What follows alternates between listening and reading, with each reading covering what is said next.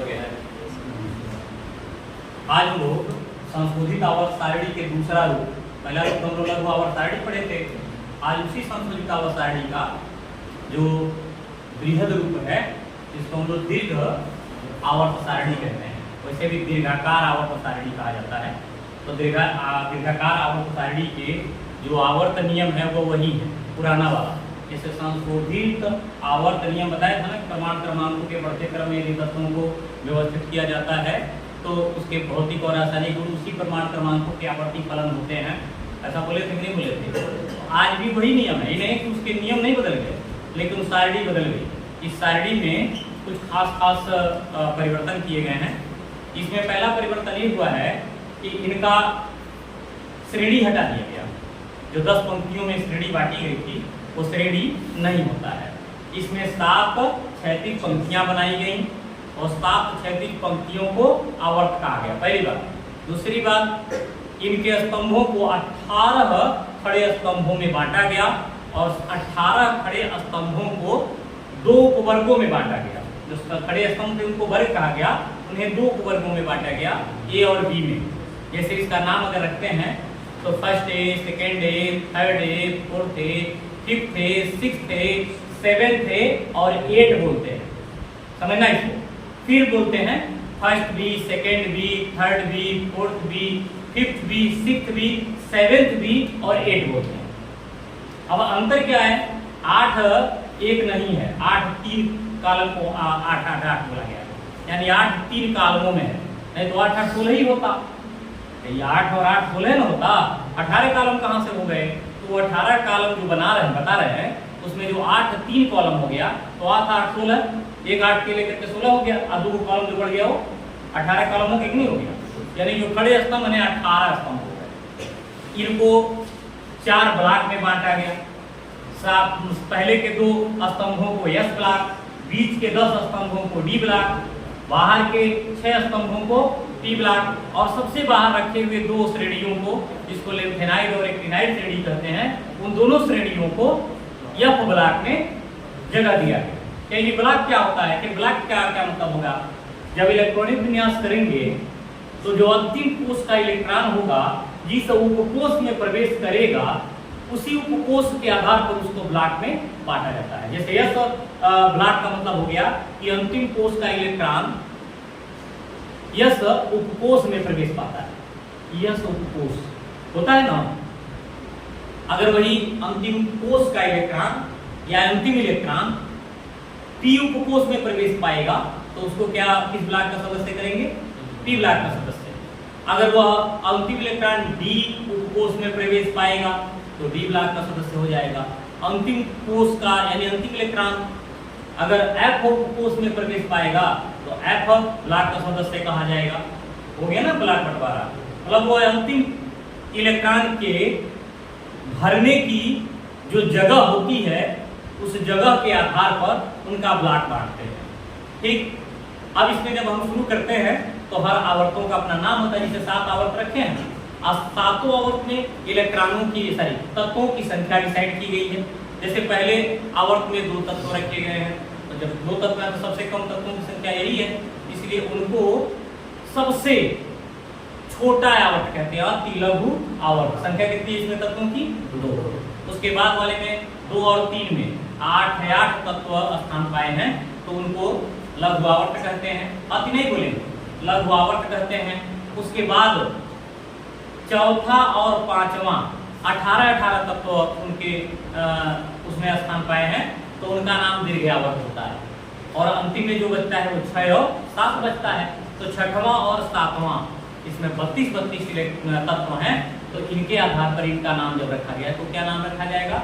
अति दीर्घ आवर्त। क्योंकि अब कोई अपूर्ण आवर्त नहीं है इसलिए किसी का नाम अब अपूर्ण आवर्त नहीं कहा जा रहा। क्लियर हो गया? इसमें 2 जो आवर्त हैं, जैसे दूसरा और तीसरा, उसे प्रारूपी आवर्त कहते हैं।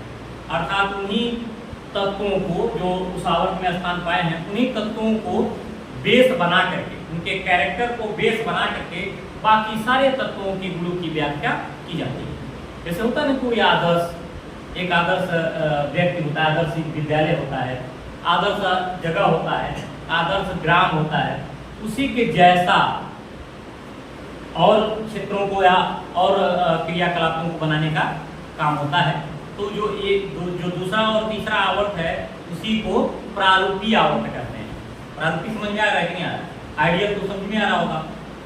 प्रारूपी का मतलब है कि उसी के आधार पर बाकी सभी तत्वों का या सभी आवर्तों का व्याख्या किया जाएगा। क्लियर हो गया? इन्हीं में कुछ लक्षण भी दिखते हैं जिसको टेढ़ा संबंध कहेंगे या विकर्ण संबंध कहेंगे।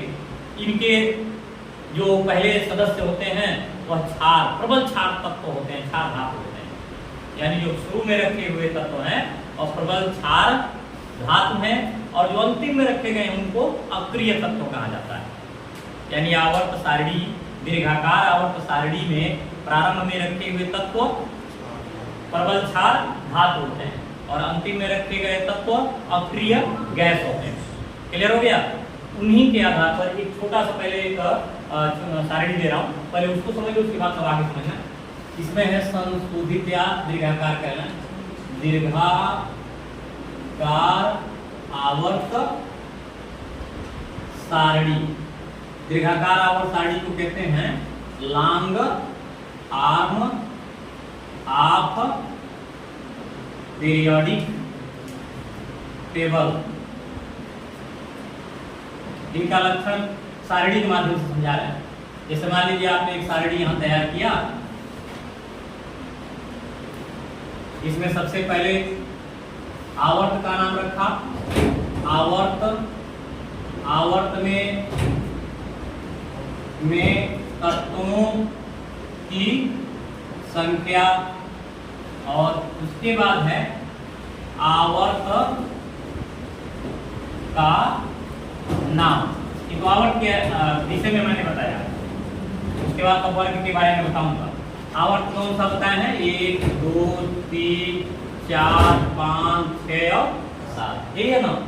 पहले आवर्त में तत्वों से कितने मैंने बताया? 2, दूसरे वाले में 8, तीसरे में 8, चौथे में 18, पांचवें में 18, छठवें में 32, सातवें में 32। तो 2 है, इसको क्या कहेंगे? अति लघु आवर्त कहेंगे कि नहीं कहेंगे जी? इसमें जब कम ही तत्व है तो ये वो है, फिर एक दो जो है उसको कहेंगे लघु आवर्त। लघु आवर्त इसके बाद वाला भी है 18 18 क्या हो जाएगा? दीर्घ आवर्त,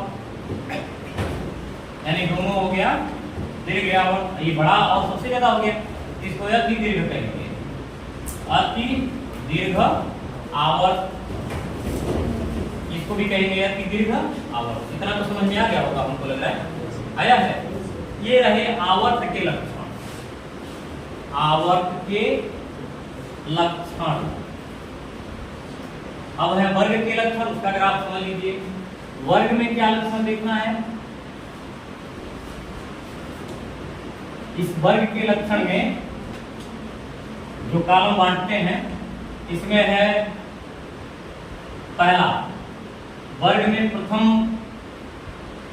सदस्य क्या होते हैं? अभी बोले हैं प्रबल क्षार, प्रबल क्षार तत्व होते हैं, ठीक है। अंतिम तत्व क्या होते हैं जी? स्तंभों की संख्या कितनी है? स्तंभों की संख्या कितनी बताएं? 18, जिसमें उपवर्ग ए तथा बी को रखा गया और उसके लिए प्रारूपी सारणी बनाई गई।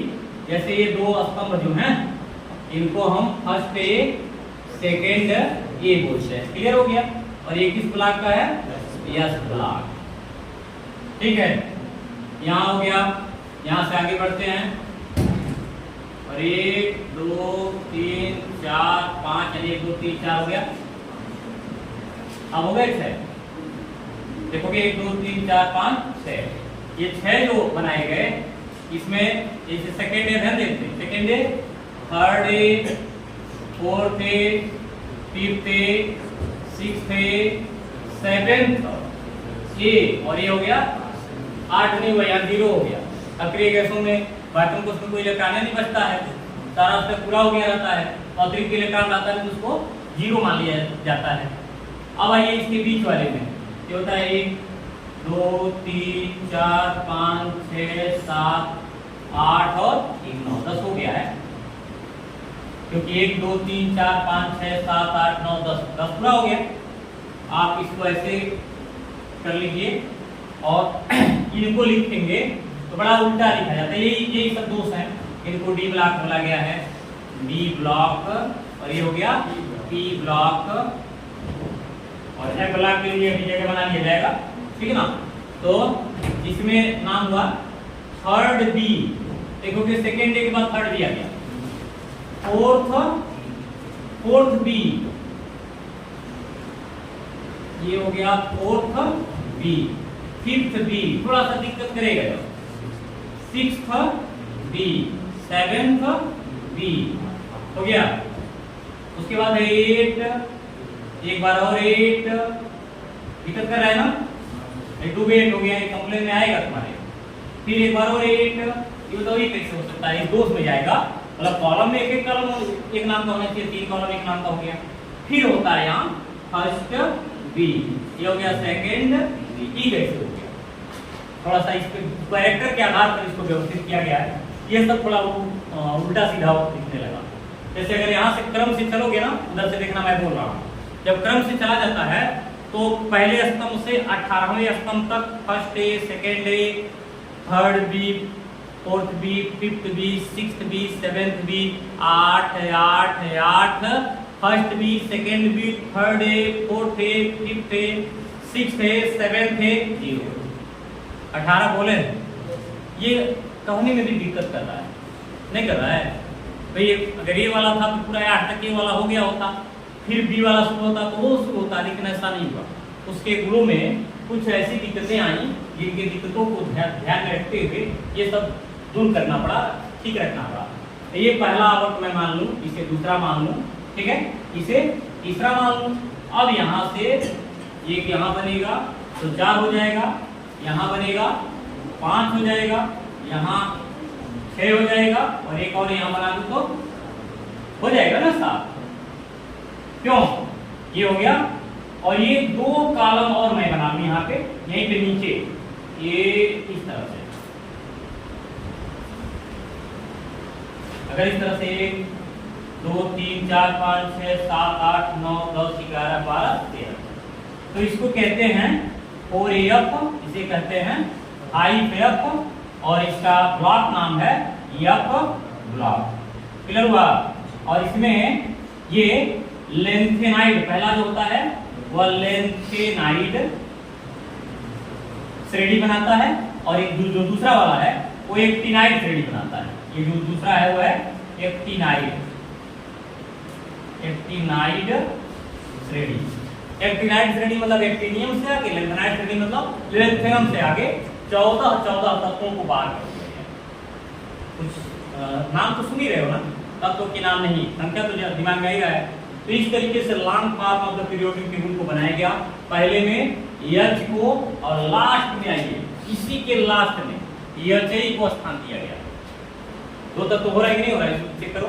इसके बाद दूसरे वाले में याद करिए, हीलियम के बाद क्या होता है, लिथियम और बेरिलियम। बेरिलियम के बाद आ गया boron, carbon, nitrogen, oxygen, chlorine और नियान। याद करो न्यूलैंड को भी देखो इसी तरह से उन्होंने भी किया था, यही शुरू किए थे वो। अब पहला साइड जो लगातार बनाया गया वो भी इस तरह बनाया गया था। फिर उसके बाद आइए तो सोडियम आ जाएगा ना, मैग्नीशियम आ जाएगा, और बोरान के नीचे एल्यूमिनियम, कार्बन के नीचे सिलिकॉन, नाइट्रोजन के आगे फास्फोरस, ऑक्सीजन के नीचे सल्फर, क्लोरीन के नीचे क्लोरीन, और नियान के आगे आर्गन हो जाएगा। अच्छा आगे और आते हैं थोड़ा सा, प्रारूपी आवर्त हमारा कवर हो गया। प्रारूपी आवर्त ये 2 और 3 प्रारूपी आवर्त है, हाइब्रिड में लेकिन तत्व नहीं है, ये तो आवर्तों स्तंभों का नाम है ना, वर्गों का नाम है। हमारा आवर्त में तो तत्व देखोगे 2 इधर करके 6 उधर करके तो 8 हो रहा है। हाँ 8वें वाले में ना भी नहीं लगेगा, अच्छा कोई खुदे 8 कंट्रोवर्शियल है, 8 में खुदे कंफ्यूजन है कि 8 ए कि 8 बी, 3 को 8 है, 8 है 8 है 8, इसके लिए रेडी हो तुम गाली देने के लिए, अपवाद बोलने के लिए रेडी होता है, करने के लिए बी और ए लगाओगे। इसलिए 8वां यहाँ भी छोड़ा गया है, तो 0 कर दिया गया है। 3 के बीच में तो 0 बनाएंगे नहीं, क्योंकि वो 0 कहने का हक बनता है, क्योंकि उसके बाद तो उसमें इलेक्ट्रॉन पूरी तरह से भर जाता है, उसके ऑर्बिटल पूरे हो जाते हैं और अष्टक के नियम की पूर्ति हो जाती है, अर्थात वह क्रियाशील नहीं होती, इसलिए उनका नाम रखा गया है अक्रिय तत्व, इसलिए उसको 0 वर्ग में रखा गया। अब इसके बीच में जो आया है यहाँ 2, तो यहाँ ये बीच में और कुछ नहीं लगाएगा, ये 8 3 कॉलम को दे दिया गया 2 के लिए है, ठीक, लेकिन यहाँ फिलहाल दिया गया तो 2 और 3 को प्रारूपिक तत्व वाला आवर्त मान लिया गया। अब आइए चौथे में, तो याद है ना, इसके नीचे पोटेशियम भरते हैं, इसके नीचे अब आकर डी ब्लॉक सॉल्यूशन हो गया, scandium, titanium, vanadium, chromium, manganese, iron, cobalt, nickel, copper, zinc, germanium, gallium, germanium, arsenic, selenium, bromium, bromine और आ गया क्रिप्टॉन। क्लियर हो गया ना? इतना तुमको अगर याद है तो बाकी तुमको कुछ नहीं करना, यहाँ कोई शर्त तो हमें भरने की जरूरत नहीं है, हमने प्रारूप को बनाया और अपनी बात जितना कहना था उतना हमने कह दिया, यानी long form of the periodic table का जितना सारांश जितना कुछ होना था वो तुम्हारे सामने हो गया। एक शब्द आ रहा था विकर्ण संबंध का, याद होगा, लिथियम का जो कुछ गुण होता है ना कुल मिलाकर के मैग्नीशियम से, और ये बी का जो गुण होता है ना वो एल्यूमिनियम से टैली करता है, बीच में से हटा देता इसका इससे संबंध बनता। तो इस तिरछे संबंध को अगर हम इस तरह बक्सा बनाना है और इसको खींचे तो इसको क्या कहेंगे? विकर्ण। तो इसको विकर्ण संबंध कहा जाता है, यानी पहले आवर्त का पहला और उसके दूसरे आवर्त का उसके बाद वाले वर्ग के तत्वों का जो गुण होता है वो लगभग समान होता है, इसलिए ऐसे गुणों की समानता वाले गुण संबंध को विकर्ण संबंध कहते हैं। क्लियर हो गया? यानी विकर्ण संबंध दिखता है उसमें। आवर्तिता क्या होगा? आवर्तिता में कई लक्षण दिखेंगे। आवर्तिता के पहला लक्षण होता है इलेक्ट्रॉनिक विन्यास। ध्यान देना, इलेक्ट्रॉनिक विन्यास यानी धीरे धीरे इलेक्ट्रॉनिक विन्यास में परिवर्तन होता है, और आगे जब आते हैं तो याद होगा ना इसका इलेक्ट्रॉनिक अंतिम कोष में अंतिम कोष में इलेक्ट्रॉन एक होगा, तो इसके भी वायतन कोष में एक इलेक्ट्रॉन होगा, इसके वायतन कोष में एक इलेक्ट्रॉन है, इसमें जितने होंगे सबके वायतन कोष में एक इलेक्ट्रॉन होगा। तो इलेक्ट्रॉनिक विन्यास की आवर्तिता होगी कि नहीं होगी? संयोजकता की आवर्तिता होगी। इसका संयोजकता 1, तो इसका क्या 18 होगा, इसका भी कैसे होगा? इसका पहला मैंने क्या लिया था, नाम क्या रखा था? इलेक्ट्रॉनिक विन्यास। इलेक्ट्रॉनिक विन्यास, ये शब्द थोड़ा सा याद रखना पड़ेगा। इलेक्ट्रॉनिक विन्यास। दूसरा क्या कहा? संयोजकता। कहा ना, संयोजकता की आवर्तिता होती है। तीसरा ऑक्सीकरण अवस्था, यानी इनके वायतन को उसका इलेक्ट्रॉन परित्याग करें तो प्लस 1 चार्ज बनाएगा नहीं बनाएगा? एक प्लस 1 चार्ज फिर भी बनाएगा, ये प्लस 2 चार्ज बनाता है, मैग्नीशियम प्लस 2 चार्ज बनाता है कि नहीं बनाता है? यानी वो वायतन कोष में जितने इस समूह के सदस्य होंगे सब में सेम ऑक्सीकरण अवस्था होगा, तो इसकी आवर्तिता होती है, उसको कहते हैं ऑक्सीकरण अवस्था। आइए चौथे पे, वो होता है इलेक्ट्रॉन बंधुता। ध्यान देना, ये शब्द आ रहा है हमारे, इलेक्ट्रॉन बंधुता। इलेक्ट्रॉन बंधुता का मतलब जैसे जैसे इलेक्ट्रॉन की संख्या बढ़ती है ना तो उनके भी अपने गुण बढ़ते चले जाते हैं। बंधुत्व में होता है भाईचारा, मतलब अकेले में कौन बंधुत्व होगा? 2 हो गए तो बंधुत्व हो गया ना, ये भाई हो गए ना, 3 ज्यादा भाई हो गए, 4 5 6 7। अकेले है उसको जुड़गाना आसान है, बहुत कम ऊर्जा देकर के उसे बाहर फेंक दोगे। बंदूक है तो क्या आसानी से निकाल पाओगे क्या? नहीं ना। 3 4 5 6 7 हो तो बाहर जीवे नहीं करेंगे, खींचेंगे। तो धीरे धीरे जो कहा जाता है इनकी बंधुत्व, यानी आगे की तरफ अगर कहेंगे तो इलेक्ट्रॉन बंधुता बढ़ता है, लेकिन नीचे की तरफ आएंगे तो इलेक्ट्रॉन बंधुता लगभग समान होता है। काय घटेगा भाई? एक में तो समान आवर्तिता होगी ना, उसकी गुण समान होते जाएंगे, पुनरावृत्ति होती जाएगी ना। तो इसमें हम आ गया इलेक्ट्रॉन बंधुता। परिभाषा आपको मिलेगा, घबराइए, इलेक्ट्रॉन बंधुता। 5वां है आयनन विभव। आयनन विभव ये क्या है? वैसे एक इलेक्ट्रॉन को पता है ना कि जितने ही ज्यादा इलेक्ट्रॉन होंगे इलेक्ट्रॉन को खींचने का गुण ज्यादा रखते हैं। और आयनन विभव क्या है? इलेक्ट्रॉन को बाहर निकालने के लिए जो ऊर्जा खर्च की जाती है उसे आयनन विभव कहते हैं। तो आयनन विभव की भी पुनरावृत्ति होगी उसी वर्ग में, लेकिन आगे की तरफ जब जाएंगे तो इलेक्ट्रॉन आयनन विभव क्या होगा? बढ़ता जाएगा। जैसे हम आधात की तरफ जा रहे हैं तो जैसे जैसे आधात की तरफ जाएंगे वैसे वैसे उसके आयनन विभव में भी वृद्धि होती जाएगी ना। उसके बाद आएगा छठवां, वो है विद्युत ऋणात्मकता। ये बहुत आसानी समझ में आएगा। विद्युत ऋणात्मकता, ऋणात्मकता। अच्छा, विद्युत ऋणात्मकता में क्या होता है? ऋणायन बनाने की प्रवृत्ति होती है ना। तो सबसे पहले तरफ जो है यानी जो इधर के तत्व हैं उसमें धनायन बनाने की प्रवृत्ति है, तो इधर है वो धनायन बनाने की प्रवृत्ति रखते हैं, और जो बाद वाले हैं वो क्या है? ऋणायन। इसका मतलब है आगे की तरफ जाएंगे तो ऋणायन बनाने की प्रवृत्ति में वृद्धि होगी, लेकिन उसी वर्ग में आगे आएंगे तो क्या होगा? आवर्तिता होगा कि नहीं होगा? ऐसा तो एक ही तरह की ना धनिये तो है सब, इधर इधर जाएंगे सब ऋणी है। इसका मतलब है उस वर्ग में अगर नीचे की तरफ आते हैं तो इसका मतलब होगा कि उनके गुणों की आवर्तिता होती जाएगी, यानी विद्युत ऋणात्मकता की भी आवर्तिता होगी। क्लियर हुआ? और एक और होता है सातवां, वो होता है ऑक्साइडों के गुण। ऑक्साइडों के गुण। अच्छा, ऑक्साइडों के गुण में क्या देखना? जो इधर के धातु हैं वो अपने ऑक्साइड को कैसा ऑक्साइड बनाएंगे? भास्मिक ऑक्साइड, यानी क्षारकीय ऑक्साइड होंगे। वो जल से क्रिया करके हाइड्रोक्साइड लेते हैं, यानी 2OPH2O से क्रिया कराओगे ना तो NaOH बनाएगा, KKOH बनाएगा, MgMgOH का होल्टवाइज बनाएगा, CaCOH का होल्टवाइज बनाएगा। याद आ रहा है कि यार? चूने का पानी याद करो, CaOH का होल्टवाइज। अच्छा, ये बताओ सल्फर ऑक्सीजन से क्रिया करा करके क्या ऑक्साइड क्या कहते हैं? हाइड्रोक्साइड बनाएगा ना, वो अम्ल बनाएगा। SO2 है, उसमें पानी डालोगे तो H2SO3 बना देगा, जिसको सल्फ्यूरस अम्ल कहते हैं। यानी इधर के आवर्त सारणी में जो दाएं तरफ के जितने सदस्य हैं, धातु जितने हैं, उनके ऑक्साइडों को जल में डालने पर वो अम्ल देते हैं, जबकि इनके ऑक्साइडों को जल में डालने पर भस्म देते हैं, क्षार देते हैं। तो इनकी इसी वर्ग में नीचे आएंगे तो आवर्तिता होगी कि नहीं होगी? लेकिन आगे तक जाएंगे तो परिवर्तन धीरे धीरे होगा, यानी उनके गुणों में क्रमिक परिवर्तन होगा। तो एक क्रमिक परिवर्तन से यह स्पष्ट हो जाता है, इनके गुणों की व्याख्या हम आसानी से कर लेते हैं। क्लियर हो गया? इस तरीके से ये जो बाद में बनाया हुआ सारणी जो था वह चूंकि नील बोर के परमाणु मॉडल पर आधारित था, इसलिए इसको बोर सारणी लिखा।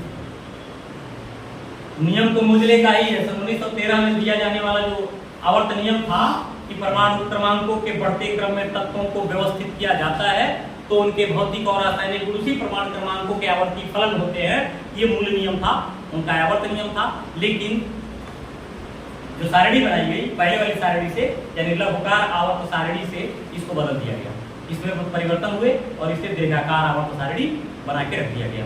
अब इसमें गुण तो काम नहीं गया, दोष क्या होगा? इनमें भी समभाजकों और समस्थानिकों का स्थान नहीं है। कहीं जानू देख लो कि है अभी दोष है। वह दूसरा दोष है, इसमें भी लेंथेनाइड और एक्टेनाइड श्रेणी को मूल सारणी से किनारे छिटका दिया गया है, रख दिया गया है। दूसरा दोष।